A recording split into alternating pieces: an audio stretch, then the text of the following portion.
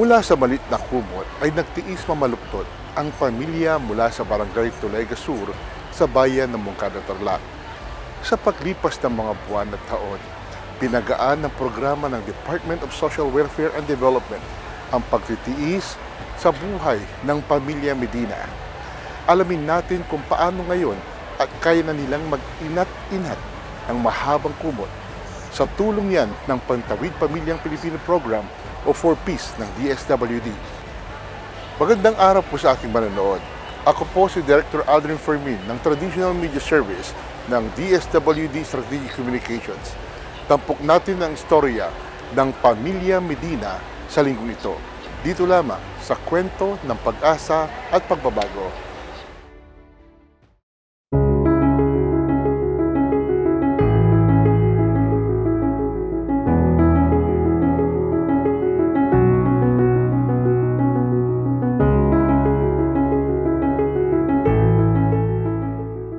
Masipag at matyaga. Ganyan mailalarawan ang ilaw ng tahanan ng pamilya Medina na si Nanay Marina mula sa Tulega Sur, Moncada, Tarlac. Isa ang kanyang pamilya sa mga maswerteng nakatawid sa kahirapan sa tulong ng Pantawid Pamilyang Pilipino Program o 4Ps. Ang buhay po namin kasi talagang mahirap noon, ma'am, dahil sa Maynila, taga Maynila kami. Nangungupahan ng bahay, wala namang regular na trabaho yung asawa ko. Kaya ako nananahi, minsan sa gabi nagkikilaba. May high school na kasi ako noon, tapos 3 na ang anak ko noon. Siyempre, sa Maynila lahat binabayaran kaya talagang mahirap po ang buhay namin. Minsan humingi pa ako ng pagkain namin dito para padala dun sa amin na bigas, ganun. Sabi naman ng nanay ko, bumalik na kayo rito para dito na mag-aral yung mga anak mo, pag ganun, sabi niya. Kasi yun nga, 2020 kami umuwi dito. Dating mananahi si Nanay Marina at tumira sa Maynila. Pero dahil sa hirap ng buhay, ay minabuti nilang mag-anak na lisanin ang syudad. Hanggang sa nakitira kami sa nanay ko, wala naman kaming trabaho umuwi dito. Nagagansilyo ako, nananahi, ganun. Yung asawa ko, uwi Maynila, balik dito. Kasi wala naman siyang regular na trabaho, ganun pa rin, mahirap pa rin. Hanggang sa nakikibilad ako ng palay, sabing ganun, alika pa interview tayo sa barangay hall, may dumating na DSWD. Sige, tara na, sabi ko naman, pero hapon na, magtatagip silim na Interview na ako ng DSWD dito, taga-Pampanga yata. Naikwento ko yung buhay namin na wala naman talaga kaming bahay. Tapos tinanong niya ko anong trabaho namin mag-asawa. Talaga na wala, nakikiano lang kami. Hindi ko naman nakalain na mapapasama nga ako. Basta yung gawa namin, yung mabuhay kami araw-araw na may makain, gano'n. Naging parent leader siya ng ibang pamilyang benepisyaryo ng 4Ps. Napatunayan niya na ang pagiging masinop ay magdadala ng ginhawa. Kung nasubukan namin mag-payout, tuwan-tuwa kami kasi unang payout ko po noon, 1.6. Habang tumatagal, nakakatulong talaga sa amin ng malaki. Kasi ma'am, ang 4Ps naman, kung gagamitin mo sa maayos, makakatulong sa'yo. Kasi nung naging leader ako, ma'am, meron akong isang kasama. Sabi ko, bakit mo sinusugal yan? Sayang. Hindi, lang to, konti lang naman sabi niya. Pero talaga siguro matigas ang ulo, nagtatago, gano'n. Kasi yung mga ibang kasama ko, may nakabili pa ng baka, ma'am. Tuwan-tuwa lahat yung mga tao. Siyempre, ma'am, ako tuwan-tuwa din dahil eksakto po kasi noong dumating yung kolehiyo na yung isang anak ko, yung pangalawa. Di malaking bagay na nakatulong sa amin. Sige, tuloy ito yung namin ng 4Ps. Saka doon ko naranasan yung unang mag-seminar sa Subic. Hindi na napigilan ni Nanay Marina na maging emosyonal nang ikwento niya ang mga taong naging bahagi ng kanyang tagumpay. At ayon sa kanya, nakatulong ng malaki sa kanyang pamilya ang Family Development Sessions o FDS sa ilalim ng 4Ps. Ang hirap kasi, ma'am, yung maging ML mo, mapamahal sa'yo, pag umalis, masama ang loob mo. Talagang nung unang-unang malis sa amin si Sir Romel, talagang parang hindi rin namin matanggap noon na malis na siya. Kasi ma'am, kung mabait sa'yo ang isang tao, mahirap din palang Tapos yung pangalawa, eto na si Ma'am Levy na yata. Ay, si Ma'am si Ma'am Angel. Marami akong naging kasama sa ma'am, na municipal. Talagang mahirap din Mabait sila kasi sa amin, ma'am. Tinuturo nila kung paano namin yung pera. Pag nag-EFDS kami. 2 sa kanyang anak ang naging monitored children ng 4Ps. Isa dito ay nagtapos na may Latin honors sa kolehiyo at nakapasa sa Licensure Examination for Teachers o LET. at ngayon ay nagtatrabaho at tumutulong na sa kanyang pamilya. Napalawak na rin ang kanilang bahay at nakapagpundar ng sasakyan. Talaga namang mahirap ang buhay ko noon, pero hindi naman ako nahihiyang sabihin purpose ako dahil sa purpose, ma'am, nakatulong talaga ng malaki sa akin. Lalo na nang bigay sila ng baboy, tsaka manok. Ma'am, doon na nagumpisa talaga yung buhay namin na nakaluwag. Cum laude po, then top 1 po ng batch namin. Gaya nga po ng sinasabi ng ibang tao, pinapaaral ka, dapat pagbutihan mo. Yun po yung unang pumasok sa akin. Kasi kahit po nung college ako, yung title ko as a monitored child ng 4Ps, nagagamit ko po siya para maglakad ng mga scholarship. Kaya po nakakuha po ako ng full-time scholarship with allowance kasi nga po monitored child ako ng 4Ps.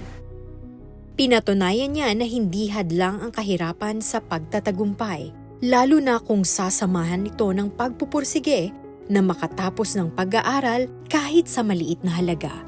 Simple lang naman po talaga kami mabuhay. Tapos, nung dumating po yung 4Ps, high school po ako noon, naalala ko. Natulungan niyan po kami, lalo na po sa pag-aaral ko. Dahil nga po isa akong monitored child ng 4Ps, lagi pong nababantayan yung pag-aaral ko. Nabibigyan po kami ng allowance ng gobyerno para pumasok po. Dahil sa tulong na ibinigay ng 4Ps para sa pag-aaral ng kanilang mga anak, lubos ang pasasalamat ng pamilya Medina. Kasi medyo kapos kami sa sa budget, sa pag-aaral ng mga bata. Maganda naman at nakuha kami sa 4Ps at malaking tulong ito sa amin. Kasi ang bigayan noon every 3 months makakukuha mo na. Malaking bagay ito at naitutustos namin sa aking mga anak. Number 1 po yan, yung 4Ps, dahil malaking bagay po na itulong sa amin yan Hanggang sa graduate yung anak ko, nakakuha pa rin kami dun sa senior high school kung 2. Yun ang mga gusto kong pasalamatan at sana magtuloy-tuloy ito para makatulong naman sa ibang pamilya rin na tulad naming ikaw sa buhay. Dahil sa pagiging huwarang individual sa kanilang lugar, naihalal si Nanay Marina Kalaunan bilang punong barangay nang makapagtapos na sila sa programa taong 2022. Sa pag-graduate po nila sa 4Ps program, napakagandang sabihin po na talaga pong mayroong pagbabago na nakuha o naranasan na yung family from the start na talagang mahirap po yung buhay nila. Up to the time na nag-graduate na po sila, ay unti-unti na po talagang umasenso na po yung family. Through yung mga bata pong sinuportahan po ng programa ng DSWD sa kanila. Napakagandang halimbawa po ng family Medina na sila po ay isang success na bunga ng ating program. Which is, pagdating naman po sa mga family development sessions, lagi naman pong umaten si Ate Marina, including syempre yung mga anak po niya. Talaga po ang goal naman po natin is sana makapagtapos po ng pag-aaral yung mga bata.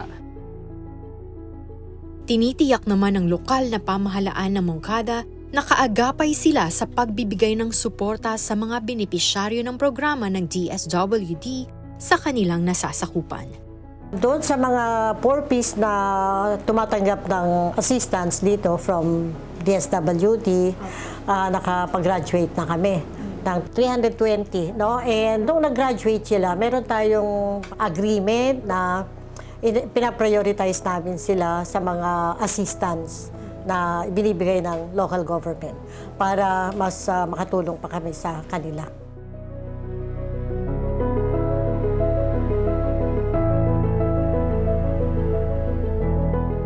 Kahit nga po yung pasasalamat, pakiramdam ko kulang pa po sa lahat ng naibigay sa amin ng gobyerno, ng 4Ps. Kasi ilang taon po kaming ginabayan ng 4Ps.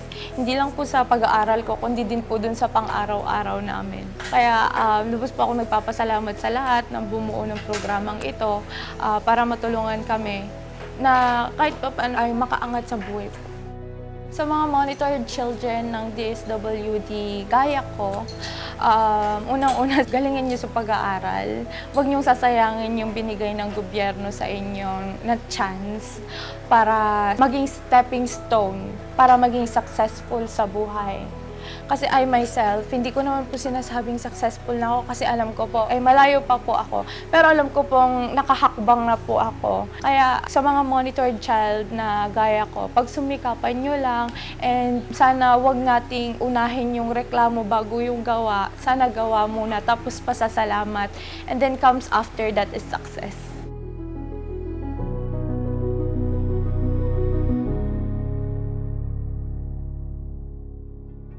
Gaano man kabilis umikot ang gulong ng buhay sa pamilyang Medina, ganoon din kabilis umagos ang biyaya sa kanilang pamilya. Isang patunay na lahat ng bagay sa mundo ay panandalian. Sandali lamang ang kahirapan kung ang pag-unlad ay patuloy na pagsusubikapan. Ako po muli si Director Audrey Fermin na nagpapaalala na sa bawat hamon ng buhay, ang DSWD ay patuloy ninyong magiging kaagapay. Hanggang sa susunod na Martes, abangan muli ang isa pang kwento ng pag-asa at pagbabago.